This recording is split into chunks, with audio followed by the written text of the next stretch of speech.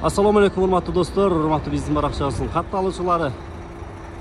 Биз кайрадан эле бүгүн сиздер менен Ош Плаза турак жайынан видео чат кылып атабыз. Мына өзүңүздөр көрүп тургандай, азыр Ош Плазанын Б блогунда бетон иштери жүрүп жатат. Буюрса жагымдуу жаңылык, Б блоктун эң акыркы кабатын коюп атабыз, 14-кабатты. Буюрса биз менен бирге болуңуздар, сиздерге дагы көрсөтөбүз.